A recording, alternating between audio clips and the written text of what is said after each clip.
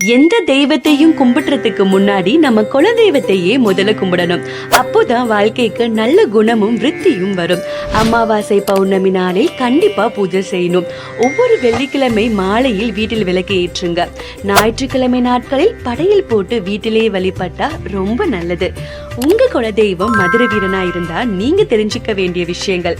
மதுரை வீரன் கோவில் ஒரு சக்தி வாய்ந்த இடம். மனசார வேண்டினா நீங்க நினைச்ச காரியம் நிச்சயம் நிறைவேறும். ஆனா மற்றவர்களை பழிவாங்கும் எண்ணமோ கெடுதலும் நினைக்கவே கூடாது. நியாயமான காரணம் இருந்தா சீக்கிரமா நிச்சயமா நிறைவேறும். இங்க சிவப்பு பூ, வெள்ளை பூன்னு பூ வைத்து வாக்கு கேட்கப்படும். அது இங்க உள்ள ஒரு சிறப்பு அம்சம். வேண்டுதல் நிறைவேறிய பிறகு மதுரை வீரனுக்கு பிடிச்ச படையிலான மாமிசம், குவாட்டர், சுரட்டு பறிச்சா அவரு திருப்தி அடைவார். அதிகபட்ச 2 மண்டலத்துக்குள்ளேயே உங்க வேண்டுதல் நிச்சயம் நிறைவேறும். அமாவாசைக்கு உச்சகால பூஜையும் பௌர்ணமிக்கு மாலை நேர பூஜையும் சிறந்தது.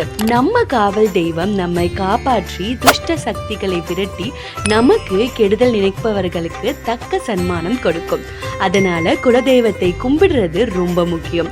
அப்படி செய்தா வாழ்க்கை நல்ல பாதையில் போகும். நீங்களும் உங்கள் குடும்பமும் மென்மேலும் வளரும். நீங்க நினைச்ச காரியம் நிறைவேற ஒரு முறை இந்த கோவிலுக்கு வந்து தரிசிக்கவும். உங்க குலதெய்வ மதுரை வீரன்னு தெரிஞ்சும் இன்னும் எங்க போய் வழிபடுறதுன்னு தெரியலையா? மற்றும் சிறப்பு பூஜைகளுக்கான விவரங்களுக்கு சேலம் மாவட்டம் சங்ககிரி கே சதீஷ் பாபுவை அணுகவும். உடனே கீழே தெரிய நம்பருக்கு கால் ஆர் வாட்ஸ்அப் பண்ணுங்க. 9362107202.